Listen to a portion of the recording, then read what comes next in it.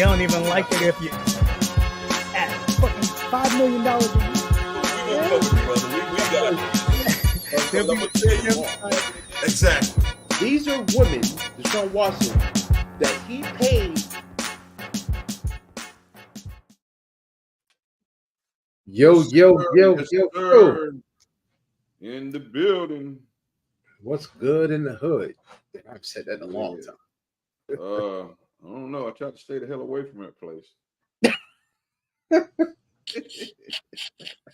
Yo, I keep forgetting that. This reminded me. You follow that dude, hood fishing? No, but I've seen his stuff. I seen he got shot. He got shot over the weekend. Yeah, he got shot. Yeah, man, just out there trying to fish and bring the hood perspective from fishing, and somebody done put that gat on his ass. I meant to ask you that. Yeah, I'll follow my man. Pretty good. Yeah, I've never watched none of his shows, so to speak, but I definitely, anytime, a brother is doing his thing, I will go up and view his stuff, but I haven't actually, like I said, watched this whole thing, but you know how that goes. Yeah, he did something. Did they say why somebody gatted him? Nah, I didn't see it. Nah, I'm sure it's it's probably somebody jealous. Yeah, I'm sure it's something stupid, something not worth somebody trying to take his damn life. Yeah, he posted something last week. He took chicken leg, right? Mm-hmm. Took a chicken leg and some fishing wire, tied it up, threw it in the water, and was catching blue crabs. Yep, I've heard of that. I've heard of that. Mm-hmm. Definitely heard of that. Yeah. I've never did much crab. I've never did much crabbing. That's people close to salt water that does that. But I've definitely heard of that. That's possible. I was like, oh shit, check that shit out. And it was nice big blue crabs too. Yeah, I've definitely heard of that happening. It's like, oh shit, yeah, we got to link up with him. Yeah. I mean, listen, that's my thing, man. I'm telling y'all, you go to these podcasts, man, send that stuff out to them and just let them know what we do, man, and see if we can get them on the show. I got a couple of boxer guys. They kind of bigger, so I'm trying to see the angle to try to invite them on the show. A couple of boxing sites, fight sites I watch. Mm-hmm. Trying to see which one that wouldn't take it. I mean, it's a couple of them I like, so I'll see. I'm gonna send a shout out and all they can do. I've been on their lives and commenting. I got my comment read a couple of times on their live. So, okay. But they want you to join. It's something we need to talk about. They got super chats and you got to pay to be a member of their damn yeah. So they've took it to the financial side of it. Something that we probably need to venture out to get bigger. Yeah. Right now, we ain't so new no more, but we still trying to get our feet wet in this thing. We enjoy what we're doing, so we ain't going nowhere. We just have to figure out how to get bigger and all that stuff. Yep, for real.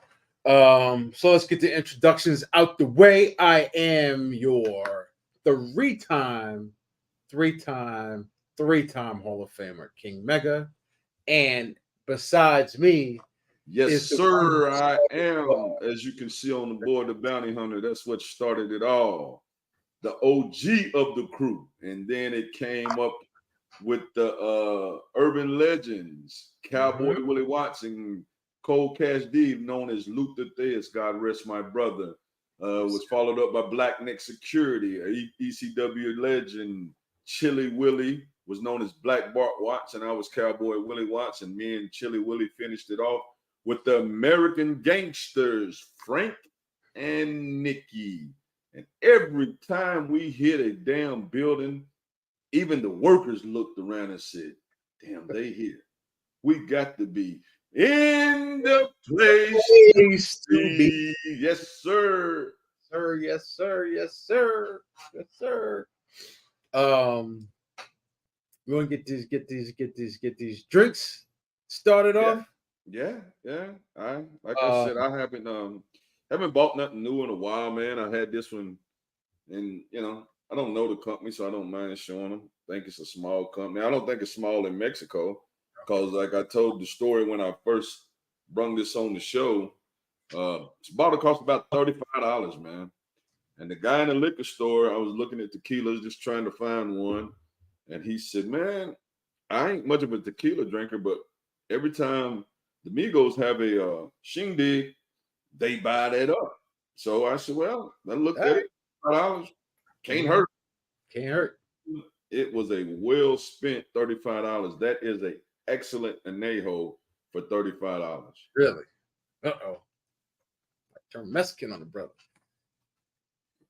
Like I said, man, as you see, just drink it on ice, like you Yeah. know, no bite, no nothing. It is a very smooth anejo, man, for $35.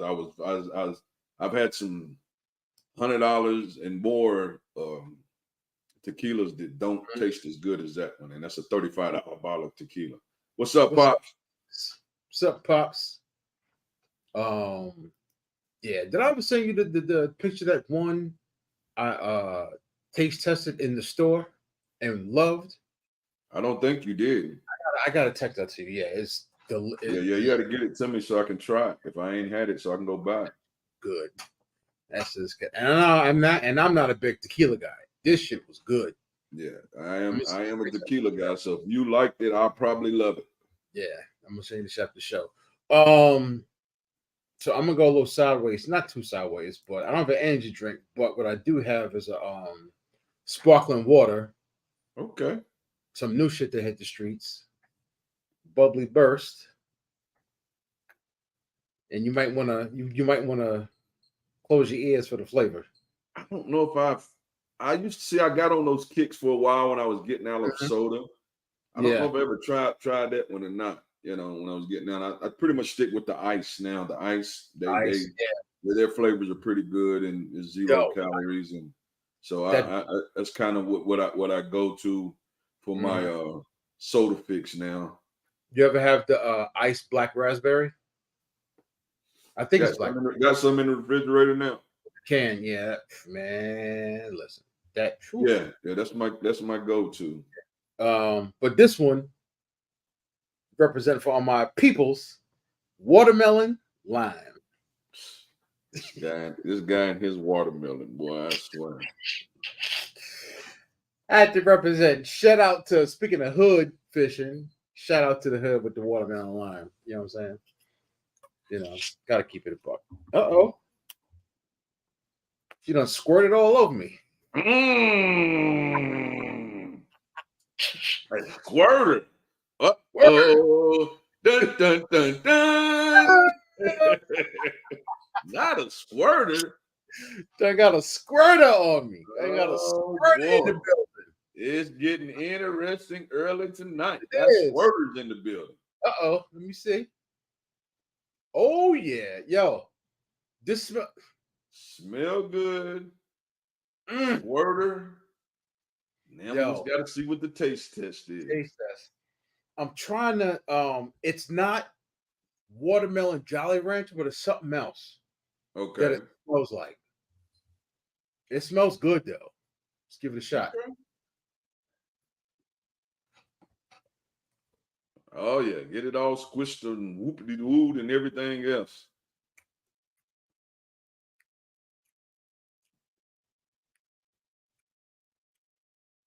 Okay, now I'm getting kind of a medium taste thing Yeah, now for you. I'm So- not sure. Yeah. It sounds like the squirt and the smell was. Uh-oh, we're gonna get another squirter, folks. We're gonna get another squirter.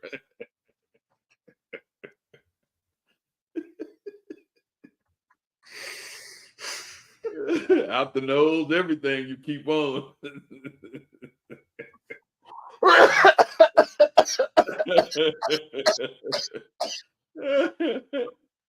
Oh my God. Oh Lord. Woo! Damn, they made a mess.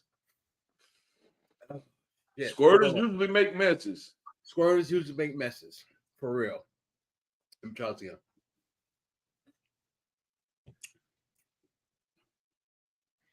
You know what it is? It smells more melony, Then but it it tastes. tastes more limey.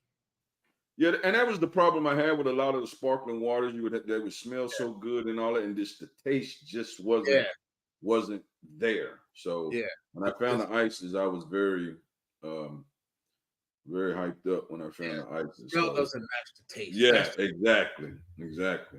That's the thing. I give it a I give it a 7. I mean, It's drinkable. it's drinkable. Yeah, it's better than soda. It's better for you. And it's a different flavor. So yeah, I give it a 7. Okay, that ain't Like I'm bad. not putting this out. I was That drinking. definitely a good thing because it's better for your body, Yeah, so for that ain't sure. bad. For sure. For sure. That For ain't sure. bad. Well, Sure. I guess we're gonna get this party started. Let's get this party started. Yes, sir. So this weekend was the Sir. Canelo Alvarez and Jaime Munguia fight. And for those that watched it, you seen it. For those that didn't watch it, um, Canelo did what Canelo should have did to a very aggressive, young, inexperienced fighter. Now, one thing I told a lot of people that was asking me about what I thought about Jaime Munguia, and I didn't know a whole lot. I only watched one of his fights live, and he knocked out the guy, John Ryder, that Canelo couldn't knock out. I said he's a fighter. He's a fighter, meaning he comes straight forward. He throws punches. Um, throws a lot of punches. Not scared to get hit because he's trying to land his punch. But it's tailor made for Canelo. Canelo is a power puncher. He throws combinations now, but everything Canelo throws is pretty hard now. I mean, even his jab is a power jab, hooks, uppercuts, and that's tailor made for somebody like Canelo for you to come straight forward. Your head is not off the center line. You're throwing your punches, you're overextending, and for Canelo to throw his counter shots. And that's exactly what happened in the fight. Canelo came, the guy for the first, I'd say he won the first 3 rounds, meaning Jaime Munguia. Right. And I think what happened, hey, what's going on? I think what happened was Canelo adjusted to the speed.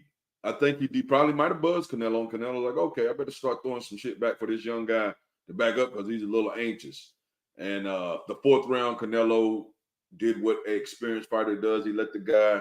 And as I was watching after even during the round, the first 3 rounds when he was landing, I seen some of the punches he was mentioning.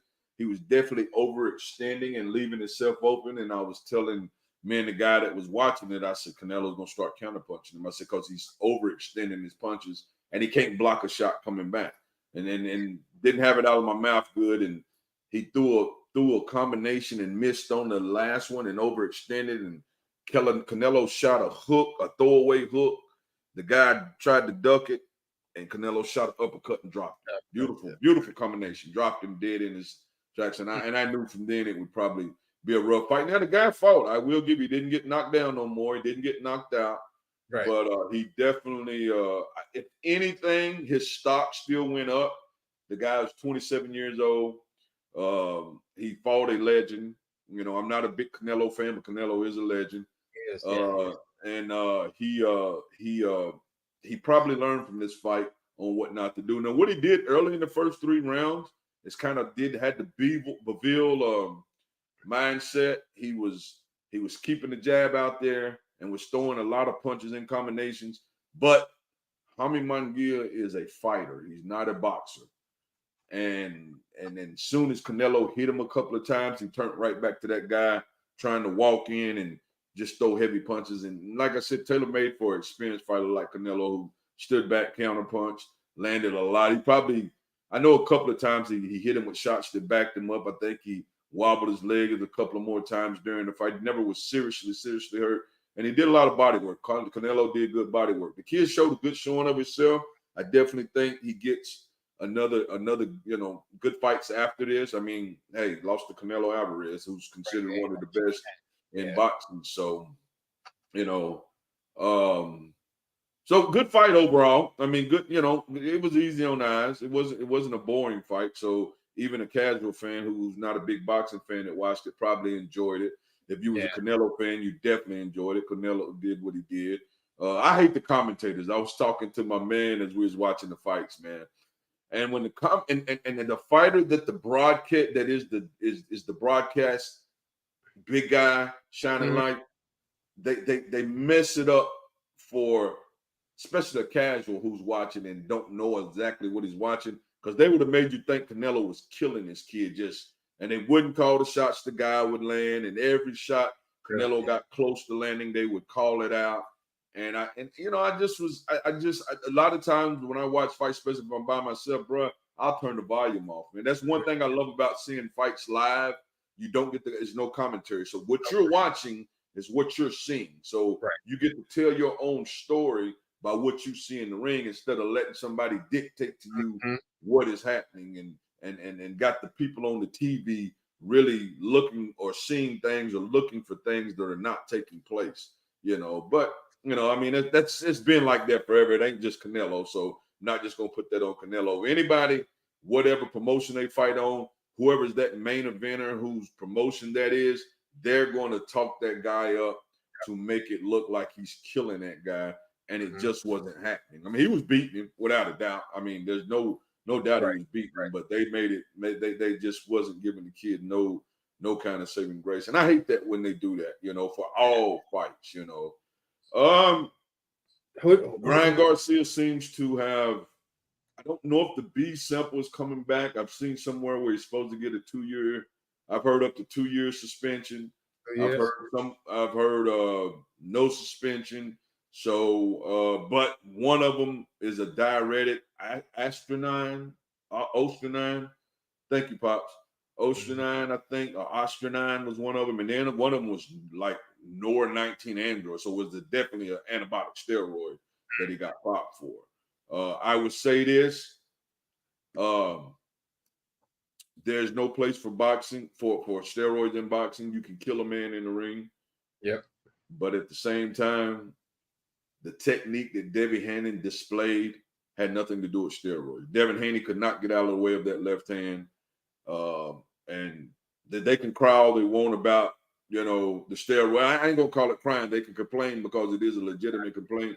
But you did not get out of the way of them damn left hands. Them left hands ate your ass up all night. So, but it's unfortunate because that shine has been taken away from Ryan. I mean, I see him on YouTube and he act like ain't shit happened. He's still partying and doing his thing, and and he's adamant in saying he didn't do nothing. He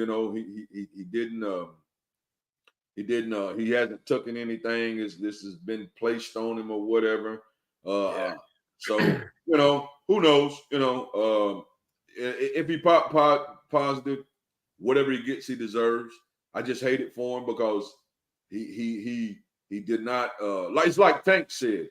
Tank said he threw more punches and was more active against me than he was Ryan. He said, so if the steroids did anything, he was slower, and of course he was bigger. So, we'll see. Tank had his first press conference with Frank Martin, and it was crazy. If I advise anybody who hasn't seen it to go to YouTube and put in the Frank Martin Tank Davis promo, first promo, because Tank was wilding. He was talking some junk and called out the dude girlfriend, and I mean he just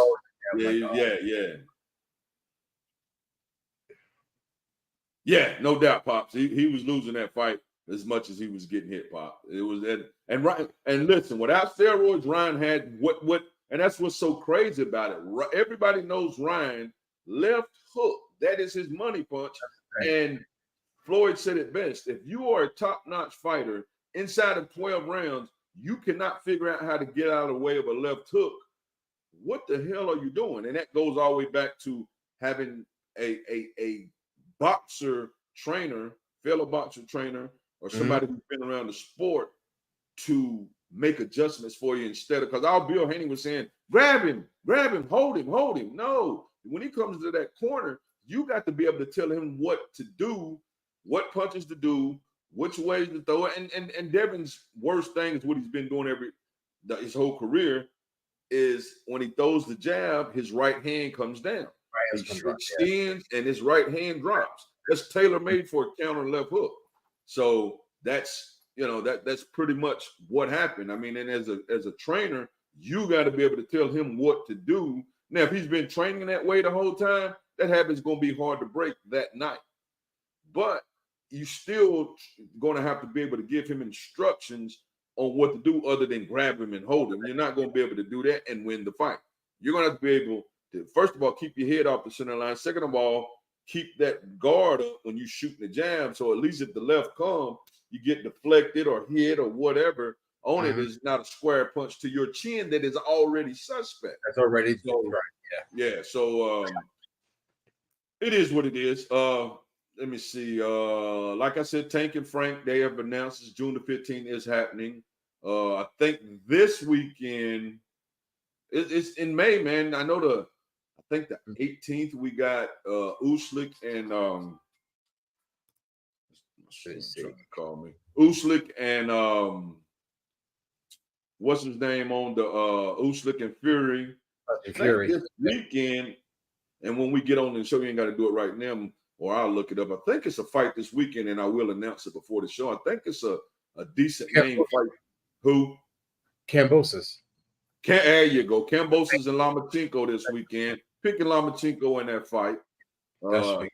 He has a little old and slower, but I just think his footwork and what he does is way too much for him, for Kambosos.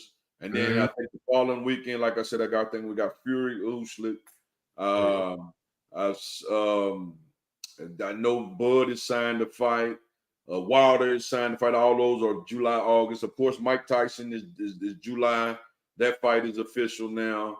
He actually, I seen what Mike Tyson has quit his podcast. I don't know forever, but until that fight is over. So he's serious. He's serious about this fight. They said it goes on both the official records. And it was a great quote. Somebody said, Mike Tyson doesn't want to lose and Jake can't afford to lose. So that's the perfect analogy of that fight. You know, Mike does not want to lose to this YouTube guy, and Jake can't afford to lose to a damn 58-year-old man. Oh man, yeah. No so great analogy right there. That was a perfect saying. Outside of that, man, I went a little long. If there's any question, anything I missed, or somebody want to ask me a question about something, feel free to do it. And we will answer it.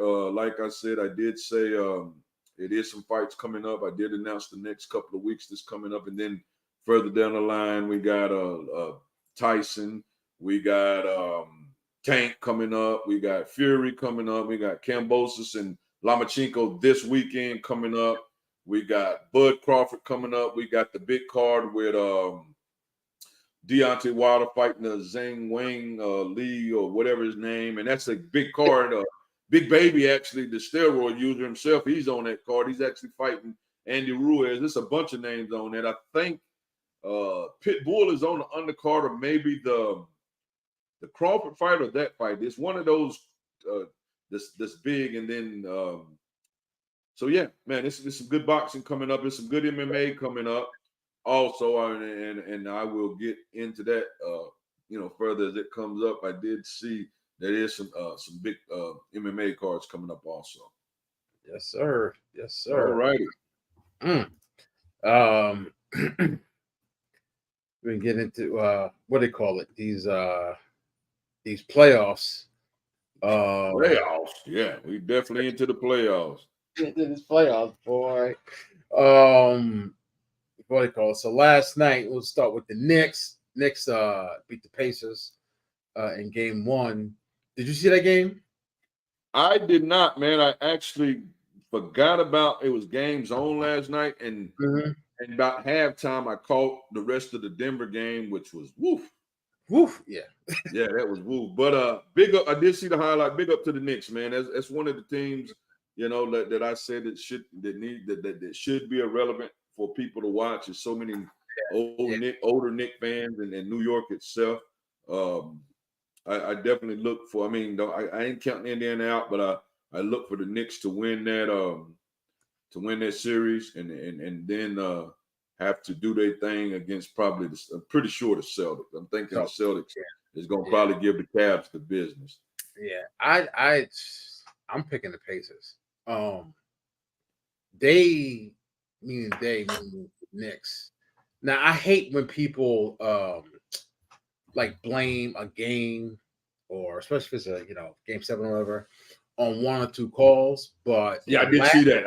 I did see some controversial calls, but let's just face it, man. In speed of the game and how fast it's moving, man. I mean, we as fans and on TV have replay and slow down, and so we see some of the things that they call controversial that the refs have missed. But when it happens during the game, it's so fast that they're going to make some mistakes. Yeah, I know the kickball thing was, once you guys said, once you see the replay, it's like obvious. But to me, the screen, on Turner was gone. But no, not that one, the one before it. When DiVincenzo set a screen. Oh, the one they didn't call. The one he didn't call, when he like hooked him and grabbed him. Yeah, they didn't call it. Like, where's the foul on that? And then Turner come down, and then on the same guy, he says look like was to be a regular pick that the guy didn't see. The guy didn't see, and they call a foul. I was like, what? I'm like, we know home cooking exists, home cooking exists. Some home cooking. I'm like, wow. And Tyrese Halliburton didn't play well, so I just think the Pacers will pull it out. But I'll tell you one thing, that damn Jalen Brunson is icing this boy. I was talking to my son about him the other day, and you know who he puts me in the mind up? What's going on? What's going on, brother, man? That's my brother. That's my brother from Tennessee right there, living in Nebraska now. Hey, what's going on, fam? Yeah, that's one that I've been sending. Brother finally gave me a shout out. What's up, brother? How you doing? Big sports guy too, man. He goes hard with the sports. Yeah. What's going on, brother? But anyway, yeah, man. He puts me in the mind of Isaiah Thomas when Isaiah Thomas was killing for himself. Okay. Not so much his game, which Isaiah was killing like he's killing, but the whole what's happening, being a shorter guy. He's a little bit taller than Isaiah. Yeah. But he puts me in that mindset, man, when Isaiah was killing and gave the Celtics everything he had. And then, of course, we know what happened. He got the hip hurt and they didn't pay him. And I seen him sitting on Phoenix bench during the playoff series. I told my son, I said, man, is that? He's like, yeah, they picked him up, but they really don't give him no burn. Yeah, so he gives me kind of that Isaiah Thomas vibe when he's out there playing. Yeah, that dude is like carrying that whole squad, carrying that squad. Yeah, he's a beast, man. But they actually, I hate the Knicks, but they're fun to watch. Yes, man, Brunson makes them fun to watch. I mean, this guy, him and we ain't got into him, but I'm gonna say the name. Him and Ant-Man Edwards out there, they making the playoffs exciting, man. But you just to watch them two guys do what they do, as individuals. Of course, the Celtics or have Tatum, but they more team, oriented when they do their thing. But them two guys right there, man, they get on, as they say, they get on their shit, bro. They own it, bro. They own it. Right now the Celtics are up 71-57 in that game one. Yeah, I look for them probably to sweep the Cavs. I think they'll sweep them too. Yeah, I think they'll sweep them. Then the second game last night, like you mentioned, Timberwolves without Rudy Gobert. And I thought, we didn't talk about this before, but I thought going into the series that the Timberwolves would beat the Nuggets because they got Gobert and Cat to match up against Jokic, right? And Anthony Edwards is just out of this world. He's different, man. He has that. He has him, the kid in Grizzlies that got hurt. They had that thing, man. John Morant. They just had that thing to where, like, I think the first game he Edwards had a couple of points in the first half, and then he come out the second half and just went crazy. Mm-hmm. Thank you, Pops. Thank you, Pops. Yep. This dude is like, whew. Yeah, Man. Edwards is different, man. Edwards Yeah. is a different beast, man. He really is. But I think, I don't think that they obviously not going to sweep Denver, but I think they'll beat them. But did you see what do you call it? Your boy Jamal Murray? Yeah, I'm wondering what's going to happen, Alec. I mean, he threw stuff on the court pretty much twice. Why are you like what? Like, I mean, one of them did, and that right there tells you a whole lot about the mindset, the frustration that he's in right now. Because Murray's a laid back guy. You don't see Murray get, and for him to do that, that lets you know how frustrated he is right now. To know that, like, pretty much like, God damn, I don't know what the hell we gonna do here. I don't know what we're gonna do. Yeah, I don't know what we're gonna do. It's man. Anthony Edwards is like that dude's another one. What do you call it? Speaking of like dudes acting a fool, did you see your boy Patrick Beverley last week? Threw the ball at some people or some shit. Yeah. He's like, I don't know, like what would possess somebody to now. First of all, in my opinion, he ain't wrapped too tight to begin with, right? He just don't give a shit about anything. But for him to like toss a ball at a dude, right, get it back and then fire it back is like, yo, like what are you doing? So I'm not defending him whatsoever. He was wrong, right? But I'm just assume that the dude was saying, like, allegedly they were saying Cancun on 3, right? Now, just putting it out there, before he threw the ball, just say all game, because Patrick Beverley was saying that they was trying to get security on this dude all game and nobody would do anything. So let's just say, for instance, he was calling him a coon, like saying Cancun on 3, you coon, right? Getting under the skin, which is possible, right? So everybody got a breaking point, right?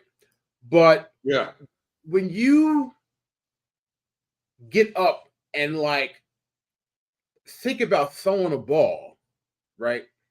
I can see doing it in the game because it's your peer, you're frustrated, you probably get tangled up physically with another dude or whatever. But to throw a ball in the stands, right? And nobody's like physically threatening you, then what causes that physical impulse to throw a ball and then to get it back? So give me the ball back because I missed you, and then zoom at the dude again. Like, what's wrong with you?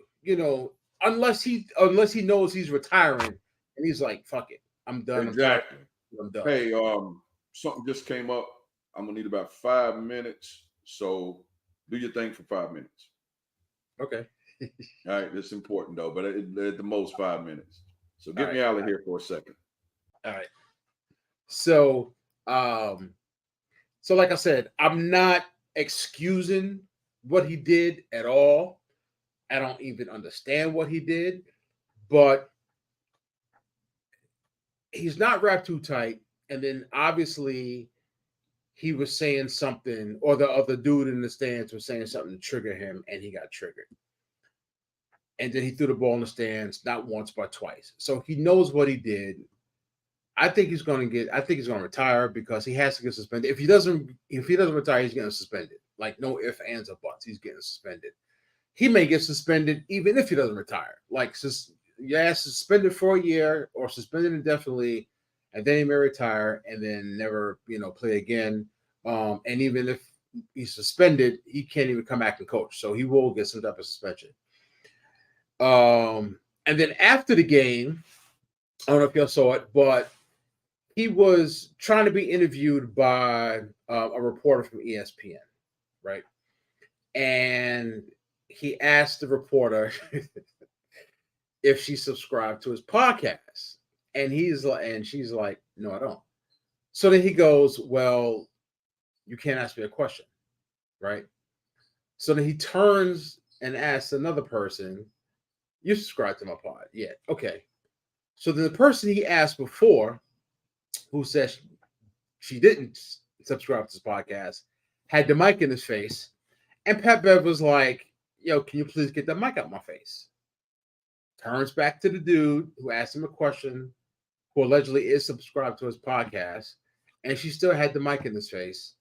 And he's like, "Yo, can you please get that mic out my face?" So this person who was asking the question is a female reporter. She's a producer at ESPN. And everybody at ESPN came to her defense and started talking about Pat Bev disrespecting a woman. Now, from where I sit, Pat Bev was being an ass, right? But he wasn't being an ass because she was a woman. He was just being an ass. But everybody's like attacking Pat Bev, saying that you shouldn't treat women that way. Now, like I said, I'm not excusing what he did. I don't think what he said had like real vile, malicious intent. I think he's just an idiot and trying to be a smart ass. But for people to like automatically assume that he attacked her because she was a woman, I think is incorrect. And also, Pat Bev for the past couple of years have done some couple week stints at ESPN. So maybe there was some beef there.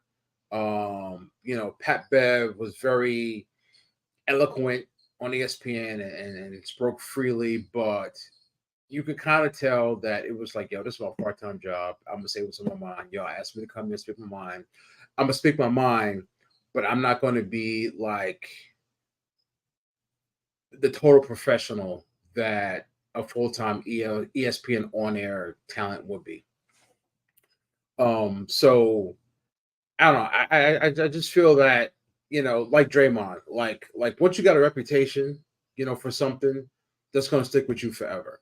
So Pat Bev is known as like this defensive guru on the court because of his attitude and his mentality. But that attitude and mentality doesn't have an off switch when it comes to Pat Bev. What's on the court is off the court, and vice versa. But yeah, he's definitely getting suspended. I think for at least a year. They'll probably get suspended indefinitely. They'll probably do it after the playoffs are over to not overshadow the playoffs. But yeah, I think he's going to suspend it, and I think Pat Bev's basketball career is over because I think he wants to retire anyway, and it's the last we're going to see of Pat Bev in the court. Getting into some baseball real quick. The Marlins starting the fire sale again, and it just barely even made. So they traded Luis Arias to the Padres for 4 prospects. And yeah, Pops, he's an ass. That's exactly right. Pat Bev is an ass. He's an ass. And what's sad is that, when he was on ESPN, he brought some good value, player's perspective. One thing I did love that he did, he challenged Stephen A. Like, he did not back down for Stephen A. and kind of put Stephen A. in his place a couple times. So that was good. But to just like jeopardize any potential employment opportunities in the media. I know you got the podcast, but everybody knows I got a podcast. We got a podcast. But every basketball player damn near has a podcast. And you already got one foot in the door with ESPN because you were there last year and the year before.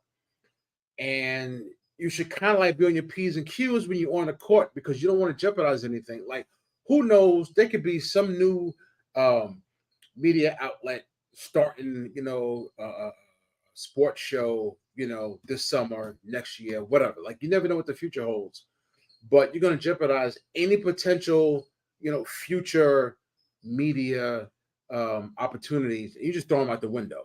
And also, like everybody's going to get, not everybody, but a lot of more basketball players are going to get podcasts. So just say, for instance, LeBron just started a podcast with JJ Redick. And what happens if Luca and Jamal Murray and Joel Embiid start a podcast? People are gonna watch that. There's gonna be a lot of more prominent people starting podcasts who people would rather listen to than Pat Beverley. So to me, he kind of like effed up future opportunities for him, but apparently he doesn't give a shit. He's probably gonna retire. So that's that. But getting back to Luis Reyes, he got traded to the Padres. He's going to be their full-time DH. There's going to be more people leaving Florida. They got a couple of guys on one-year deals. And, it's a real shame that the Marlins can't get, or let me say can't get, they don't have a solid fan base, a solid attendance from game to game. He's controversial enough to keep his ears on him. So yeah, that's true. If you like an ass and talk a lot of shit, that's true. He could be controversial. It's like, what does this idiot got to say? Because people do listen to Draymond Green. So yeah, you're right there. But with the Marlins, they were the Florida Marlins, and then they said, we're in Miami. We're going to change the name to Miami to represent Miami. They tried to do, Miami, for those who don't know, Miami is like 80% Cuban. What they tried to do a couple years ago is get a bunch of Cuban players to draw the Cuban population, Cuban fan base in Miami. Before that, they tried to get, they did get Jose Reyes, who's Puerto Rican or Dominican. I think it's Dominican. That didn't work. They tried to get Pujols. Then they said, all right, that didn't work. All right, let's just try to get some Cubans in here. That really didn't work. And then they got, Derek Jeter came in, tried to do something. They bring in Kim Ng to do something. But both times, like, the owner's like, I don't care what you want to do or say. I want to do things my way, and kind of screw things up. So until the current ownership leaves, or at least hands over the reins to a baseball person and a good marketing person, it's like, here, take over the reins. We need butts and seats. We need to keep players. Until that happens, they're just going to be like another farm team. Sorry to say. And I think Major League Baseball seriously needs to look at Miami and Pittsburgh. And it's like, look, y'all got to do something about your attendance or be real creative with making money so y'all can pay players. But you guys are basically just farm teams for other players and, going into the year. And I'm going to throw the Rockies in there too. Every year, you guys aren't contenders, and y'all haven't been contenders for a while. And at least the Marlins have won 2 World Series in the past 25, 30 years. Can't say the same for the Rockies and the Pirates. So the Marlins do know what they're doing, but they can't get people in the seats, and they can't afford to keep players. I really thought they were going to, they started to turn the corner when they got a Reyes from the Twins. I'm like, all right, they're trying to make some moves, blah, blah, blah. Maybe we'll start to see some movement from Miami, but they back to the old ways again. You good? Hold on. Yeah. So, I thought yeah,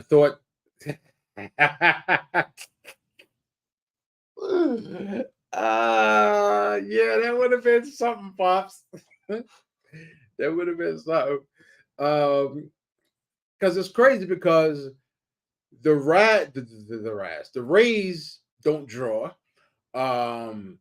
They're kind of like in a fight with the city of St. Pete. That's where they play. For those who don't know, the Tampa Bay Rays actually play in St. Petersburg, not in Tampa. They don't draw shit either, but they got a good fan base and they win every single year. They're always in contention. If it's not for a championship crown, it's definitely in division. Most years they're like in first place during the season. So it's not like Miami can't compete because the Rays compete and they don't have a budget, they don't have a salary. Um, but I think, I think Jazz is leaving next. I think he's gone. Um, they signed Avisel Garcia a couple years ago. He's hurt, so he's hurt, so they're gonna eat that money.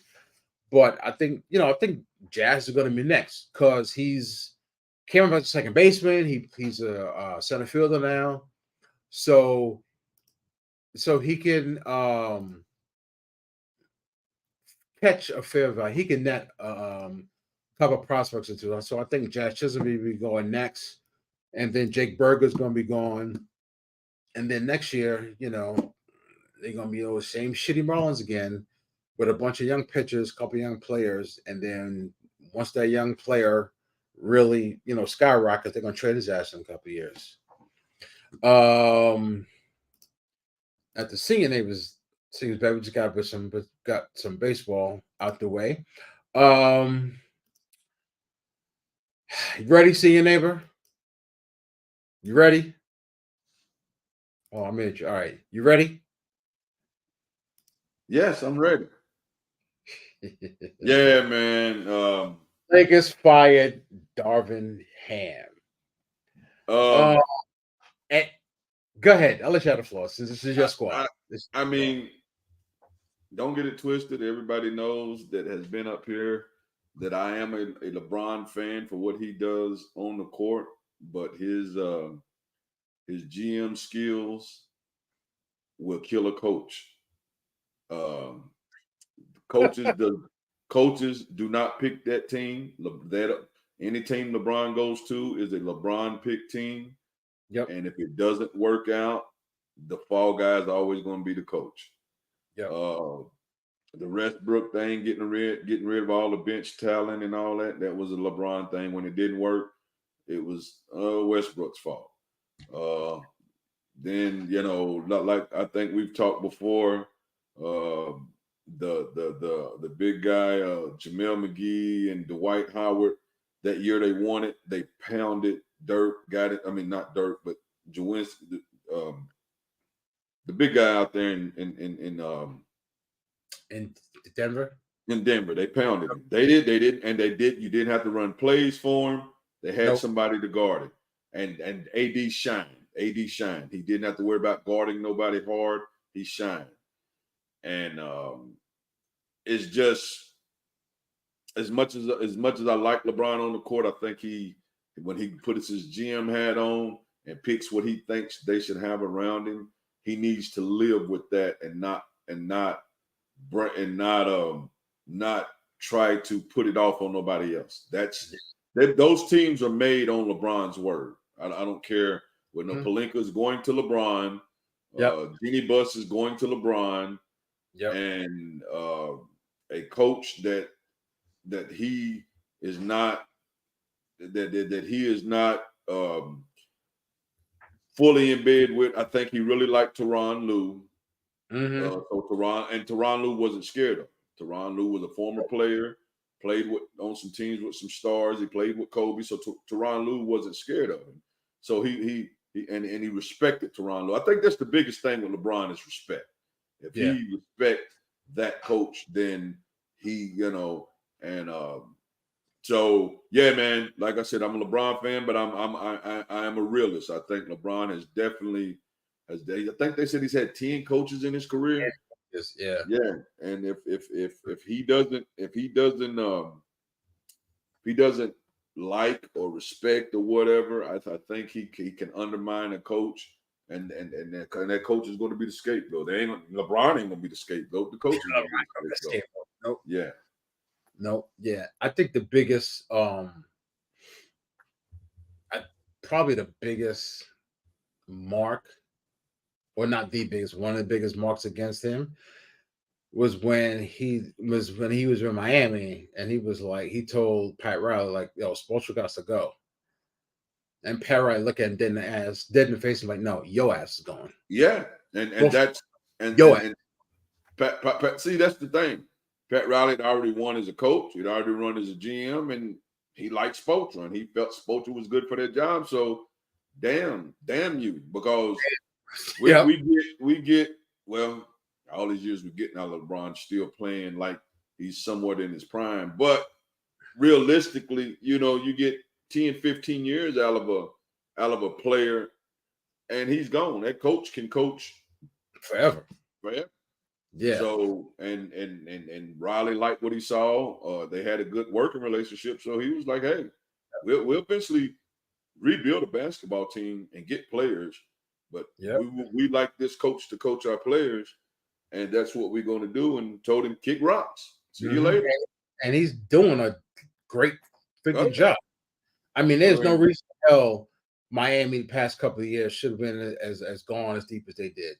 And they probably give my Celtics more problems if Jimmy Butler is playing. Yep. Which how they put it West side. Could have had another one of man plus 2 more complete, maybe would have locked in the roster. Yeah. Yeah, I won't argue with that with you on that, because I tell you, I say I'm a fan of his stuff on the court, but his GM skills is horrible, because LeBron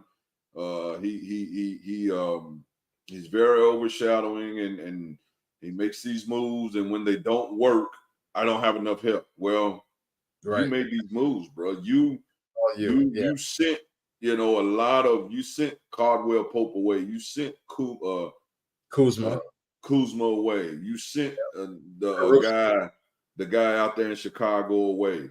You got rid of Brandon Ingram. You got rid of Josh Hart, and you brought in a player, and then when that didn't work, that's a setback. So then you bring in all these other players like you have for the last 2 years, and it's still a setback. You don't have what you need to win. Nope. And AD, I'm just not the biggest AD fan. Did you see the little shoulder gimmick when him and Guy hit shoulders, and he felt like him and LeBron, man, that's the two things about them guys. They get a little a stinger, a little something that happened, man. You swear somebody shot them with a damn 50 caliber and a damn pistol, man. they just die on the court. It's like, what damn, what happened? What just happened?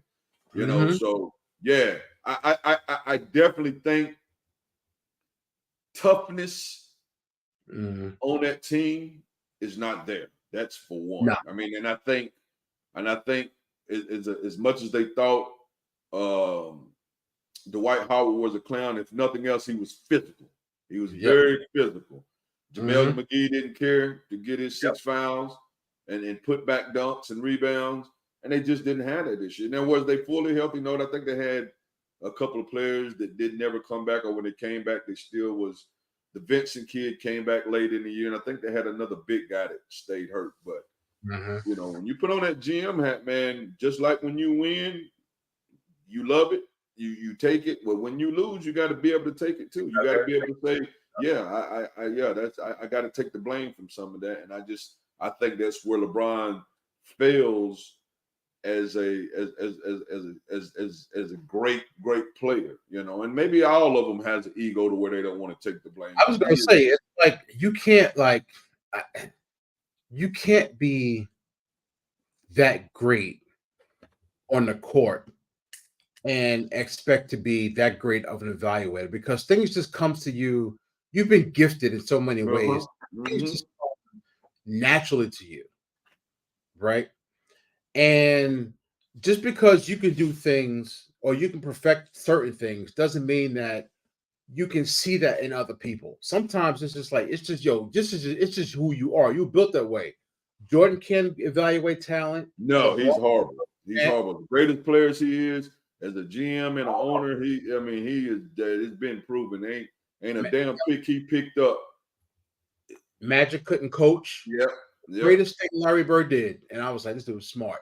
When he got the Pacers head coaching job, he hired Rick Carlisle as a defensive assistant, and I forgot my man's name, but he had an offensive assistant, like a football coach. You do the offense, you do the defense. I'll just make all the in-game decisions. But it's y'all. Yeah, You're successful. Like LeBron, like this is one That's his one big flaw. You just can't. Yo, like I understand, every superstar, especially at his level, should have some input on, you know, um, like a coach somewhat. But putting on a GM hat and saying, "Now I want this, I need this, I need this," it ain't it, bro. Because No, everybody no, named that's Mother rough. knew Russell Westbrook wouldn't fit with LeBron and AD, except LeBron and AD. We knew that. Like, did what? This don't fit. Yeah, Well, they got rid of Caldwell Pope too. yeah. And Great he's an shooter. outside shooter. He's a hell of a defensive player. Like, what are y'all doing? It's a shame. It really is a shame. Blue Primary has it. He has to have a high caliber wing, PG. Yep. Defensively minded, offensive capable, big, and depth that played the D. Yep. Yep. And Yep. that's what Pat Riley's seen. Pat Riley, like, no, this guy, yeah, he was a stat guy, but you know what a stat guy does? He's watching basketball 24/7. Yep. He's studying basketball 24/7. Yeah. Does LeBron probably study more than others? Yes, he probably does. But you're studying as a player. That guy is studying as a coach, and it's different. It's different eyes watching different things. Mm-hmm. Yep. So who do you think should be the Lakers' next head coach? I don't know.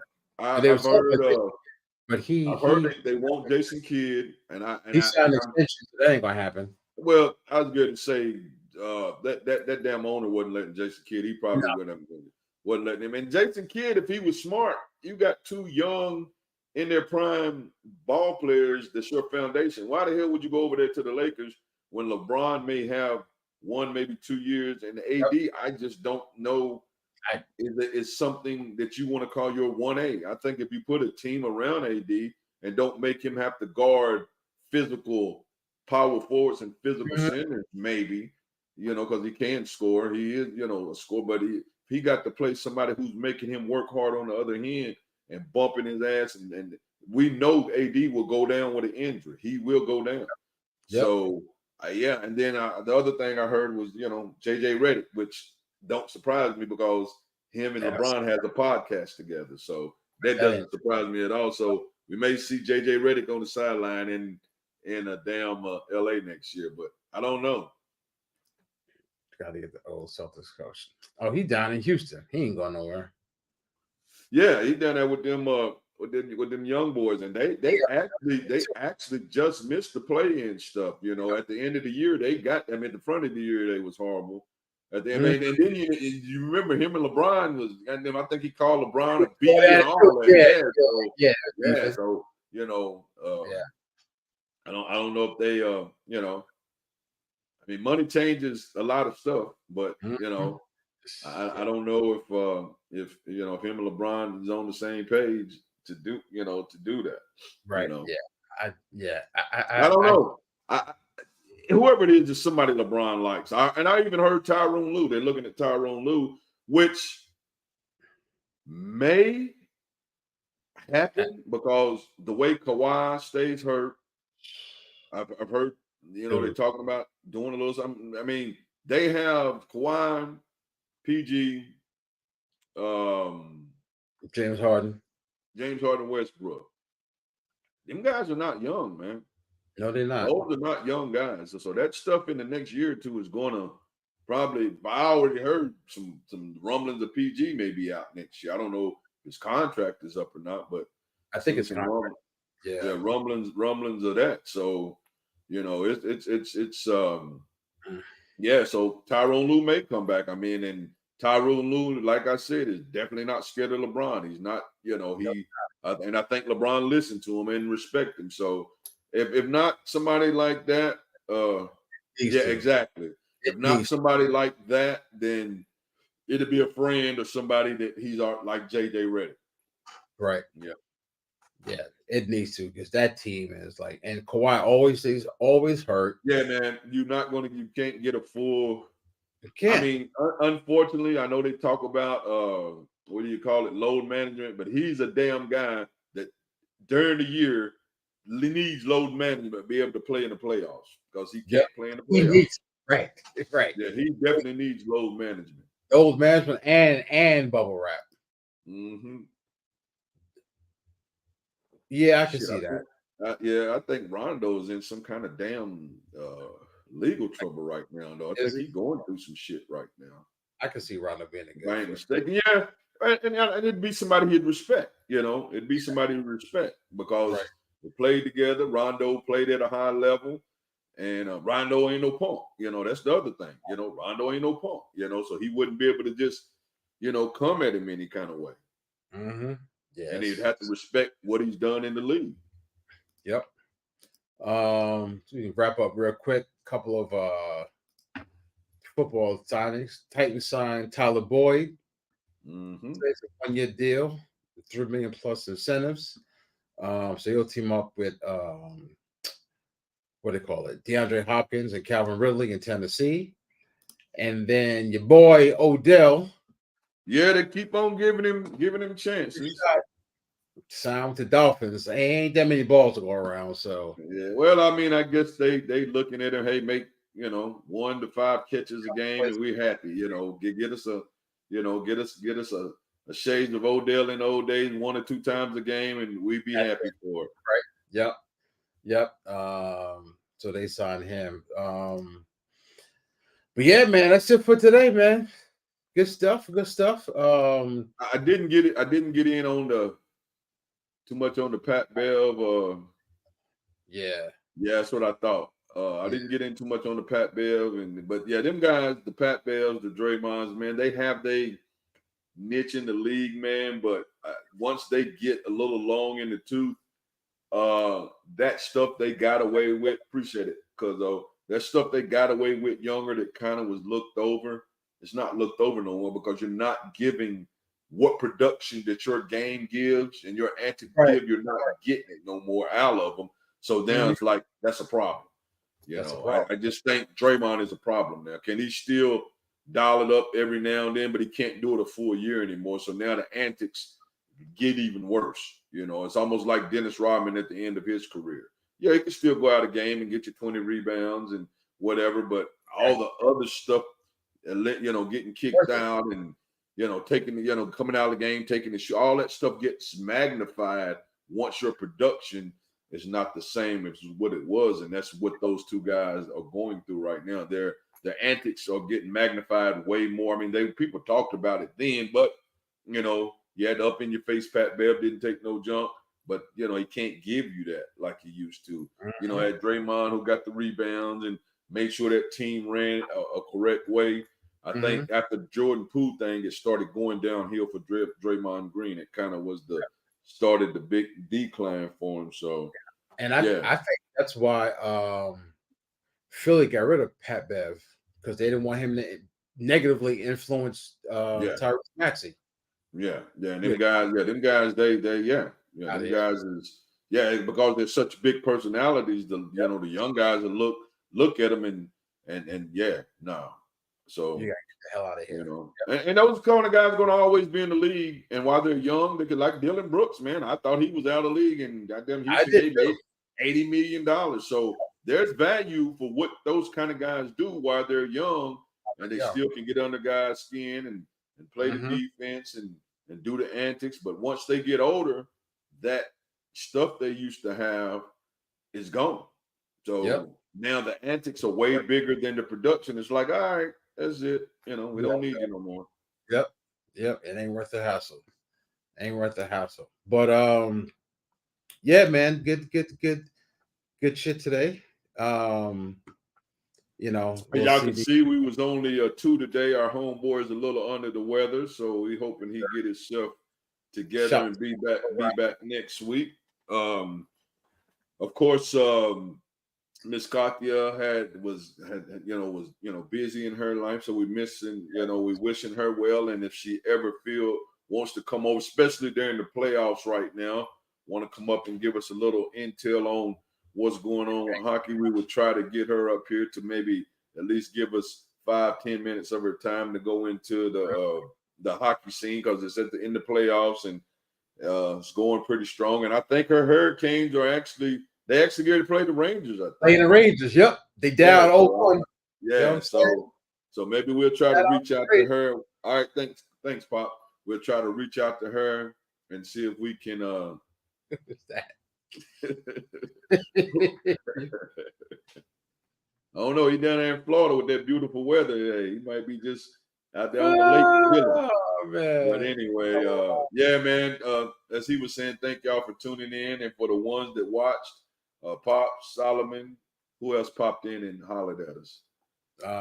Your homeboy. Yeah. I'm gonna hit him by I ain't gonna hit him with his government. I'm gonna hit him with his government. Yeah, hit him with the name we call it, Junebug. Junebug, thanks for popping in on us, brother. And for all the ones that didn't watch live that are going to go back to watch, we're gonna give you a shout out right now for the people who watch it later on. Thanks shout out to my boy Kenneth. Yeah. So yeah, man. So thanks a lot, man. And thanks for tuning in and kicking us with it, kicking it with us weekly. And as we always say, if there's anything we don't talk about, you won't talk about, feel free to hit us during the show or send us a message or whatever, and we'll try to get to it. Yes, sir. All right. So this is King Mega and the Bounty Hunter from No Holds Barred Sports Show. We will see y'all same time. Well, I think same neighbor channel. Finished it off. Neighbor time. Next Tuesday. All right. Yes, sir. Peace.